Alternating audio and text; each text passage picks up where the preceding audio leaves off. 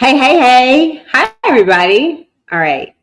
Let me click go live on Instagram. All right.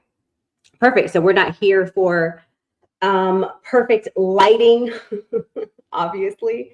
I needed a comfortable seat. And I just wanted to really have just a conversation briefly.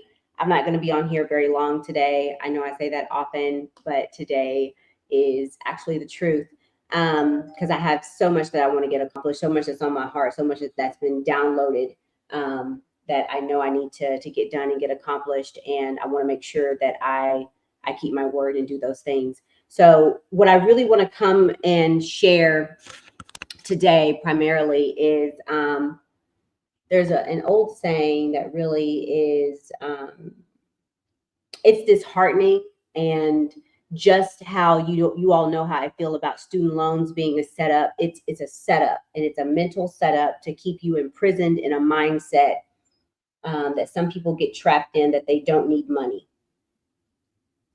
However you're watching me right now, it costs money for that to work. Whether it's batteries and something that you got hooked up to something else, and it needs electricity, that costs money. Was that an evil process for you to make that transaction, to make that thing work? Likely not. So that saying about money is the root of all evil is absolutely false. There are poor people who are extremely evil. There are middle income people who are just mean. There are wealthy billionaires who are heartless. Those are three separate levels of three different types of people that don't even encompass the whole entire global community. But the point is, if you're evil, you're just evil. If you're kind, you're going to be kind. If you want to take care of the poor, you're going to find a way to take care of the poor. If you want to take care of the mom with 3 children leaving domestic violence, you're going to find a way to take care of those moms. If you want to just be what I call with my 3 young children a meanie face, then you're just going to be a meanie face.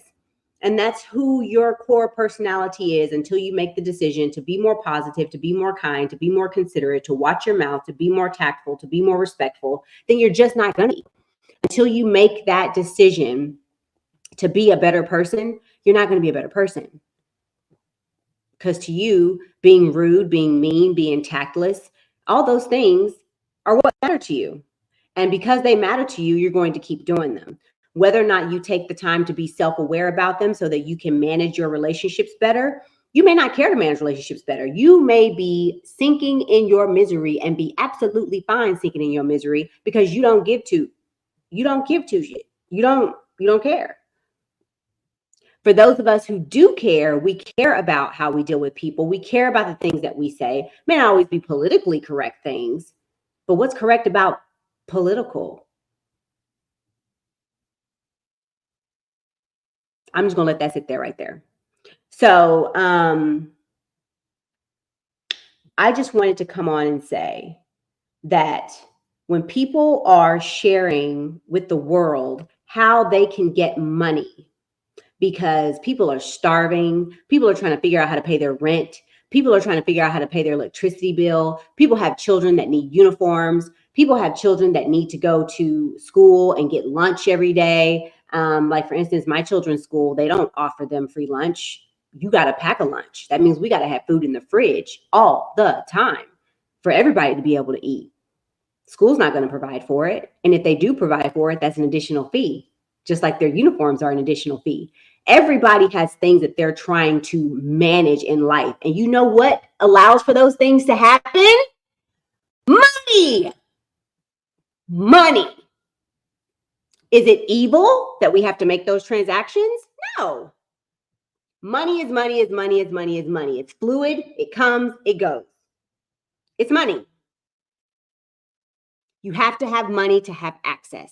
You have to have money to have access to gas, to have access to wealth. You have to have money to have access to an apartment. You have to have money to have access to several mortgages. You have to have money to have access to a car. You have to have money to have access to a fleet of vehicles. Like, you just have to have money in order to make things happen in life.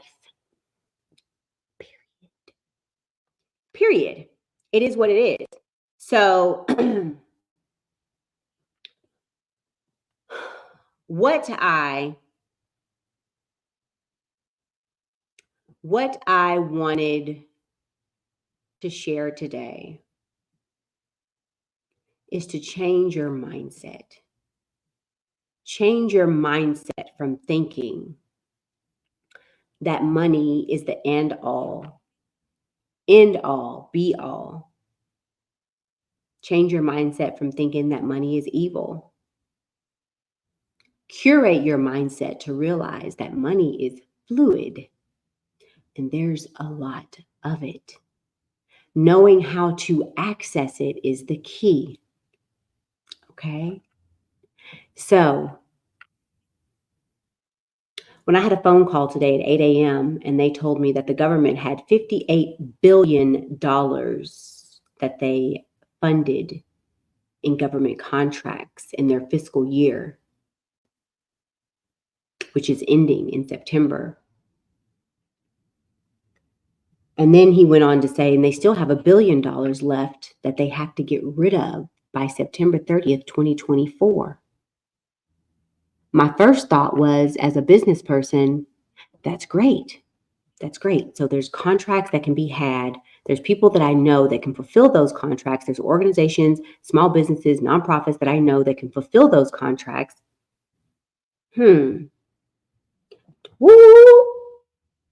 Go back. $58 billion. But you created this student loan imprisonment system?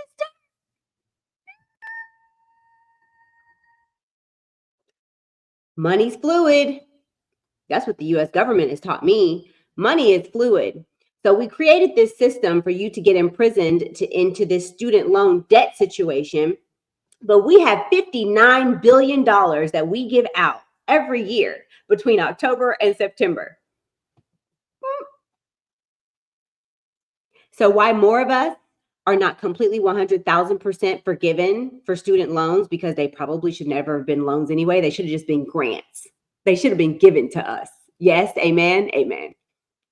Yes, they should have just been given to us for us to go to school. But for those of us who they were not given to, and we're working through the strategies, you know what? That's okay. That's okay.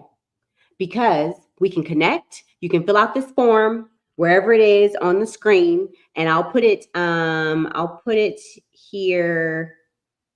I'll make a banner for you all so you can see it going across, and then you can go to that form. It is a Google form, and all I'm going to put is fill out this form. And that way, as it goes across, you can see it. Okay. So fill out that form, because I don't know how to put it in the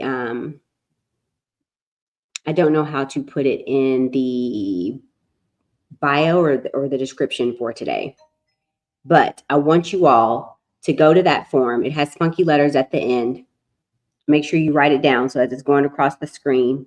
Get to that form and go in there and complete that, and let me figure out if there's even a way for me to help you, because I don't know if I can or not. But I would like to be able to have the opportunity to chat about it.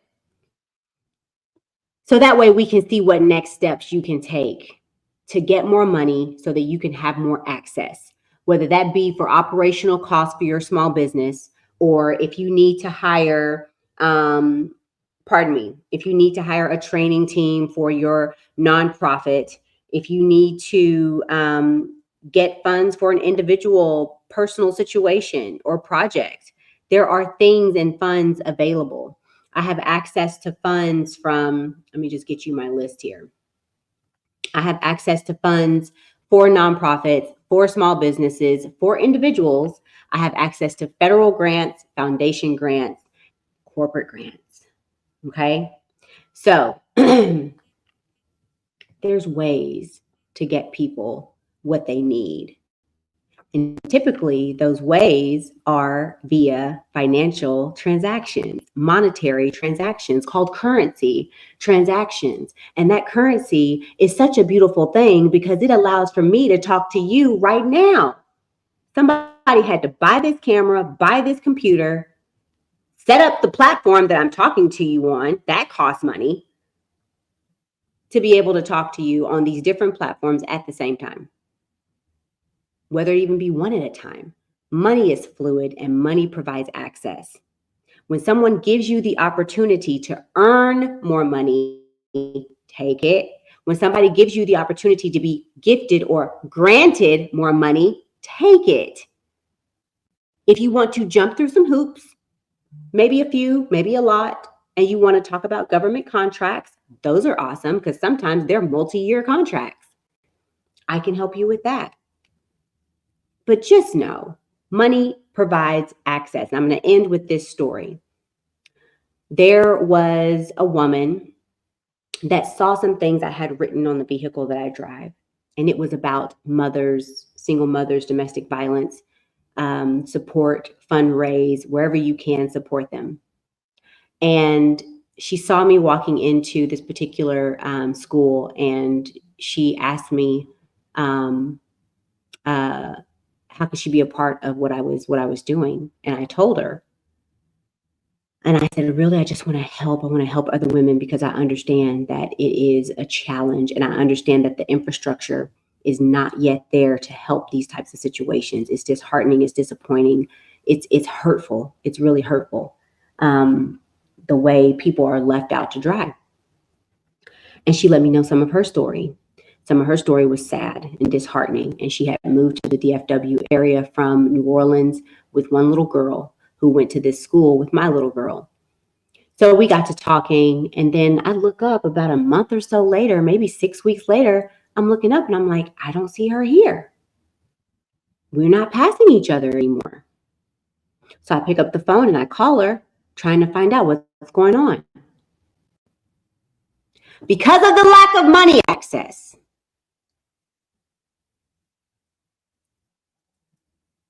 she can't afford to stay in her apartment.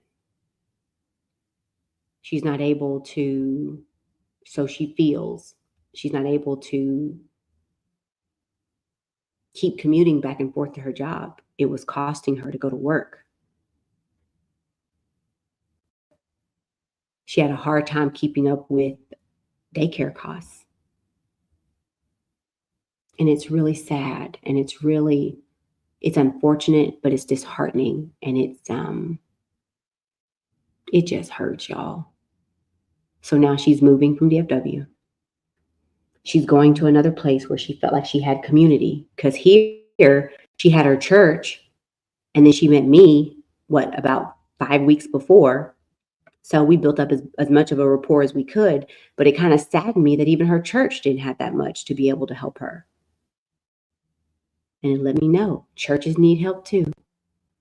It's nothing wrong with a church coming forth and saying, we need more grant money. We need X, Y, and Z. We need help. People aren't tithing. People aren't giving in offerings. People aren't supporting the church. They come to the church, but maybe the church just needs some more stuff. Or maybe the church mismanages their money. Who knows? Can't always be the people's fault, right? I don't know. But whatever the case is, her church wasn't community enough for her. I'm only one person. There's only so much I can do. But she has decided to leave because of the lack of access to money. That's not an evil situation. So let go of the notion that money is the root of all evil. An evil person will be evil whether they are poor or a millionaire, period. A kind, loving person will be a kind, loving person with nothing or with the world, period. Their character is their character for how God has given them that character. And if it's a negative character, until Saul becomes Paul, they are going to be who they're going to be, period. Period. So money has nothing to do with that. Nothing to do with that. Again, money has nothing to do with somebody being evil or kind, selfish or giving. It's the heart of that person. If they lack the emotional intelligence, the social awareness, and they don't know how to manage themselves, and they're not self-aware of what they're doing, how they're doing, and how it's being perceived to other people, the lies they tell themselves, and then the lies they tell other people. Don't blame it on money. This money that I help find people, this money that I write grant proposals for people, this money that I dive into 76, 100-page government contracts for organizations and small businesses, that money might save that business. That's not evil. And unbeknownst to you, that business might be contributing to your community. You never know. I know of a story where a woman was about to lose her daycare. She owned the daycare until she found grants. Those grants, she says, saved her business. Get you some business. Understand that money gives access. And make it your business to get the money off the table. The government has $1 billion left that has to be awarded and given in the next 64 days. What you gonna do? You're gonna be like, that's evil. I don't want any parts of that. I'm too good for that. Okay, bye, Felicia. Bye. Otherwise, join us, honey. Join the gravy train. Go and get it. It's out there. It's available. Why not? Y'all got the link at the bottom. Fill out this form, https://forms.gle/x3, I should say capital X3, capital N, lowercase a, capital Z, capital Y, lowercase z, UGIQN, capital C, B, lowercase b, lowercase b, capital M, capital A. I spelled it out for y'all that it may be hard to see. Pause the video and go back and watch it letter by letter. You can find out the link. I also will try to, let me see if I can. I can't, there's no other place where I can post it. Let me see if I can post it. Nope, I can't. So you all have the information there. Is it there? Nope, that's a different link. So you all have the information on the ticker on the bottom, okay? To fill out the form. I don't know who I can help or how I can help, but I would love to give you the opportunity to chat with me and find out how I can help you, okay? So let's start there. Money is available. It's available. Money is available. Let's figure out the best next steps to help your business, your nonprofit, or your organization get what they need. There's no need to struggle. Not when there's $1 billion from one source. There's $1 billion out there from one source, and that's the U.S. government. That's got to be funded by September 30th, 2024. That has nothing to do with the 2024-2025 fiscal year. And I already told y'all, as far as student loans, there is more stuff coming down the pipeline. Y'all thought I didn't know what that I was talking about. Who is this lady? Who is this lady? I don't know. Who is this lady? She doesn't have 500,000 social media followers. Who is this lady? Who is this lady? Y'all, it's so much stuff going on behind the scenes. People ain't got time. Do you think when you are out here grinding, number one, surviving, then grinding, and then thriving, that you have every single moment of every single day to be on social media building these platforms? No, because there's business transactions that have to happen. There are things that have to happen, and there's mouths that have to be fed. There's a lot of other facets and layers to people's lives. But when you get the knowledge and you hear the download, don't discredit it. Take action. Take action. Things are happening. Yes, we're about to be in the middle of an election. Yes, a bunch of things are about to change. But I'm telling you, January 2025, you better be already equipped. You better be equipped starting October, November 2024. Get ready and then stay ready so you don't have to get ready again. All right, y'all, I'm out. I will see y'all on the next one. Hugs.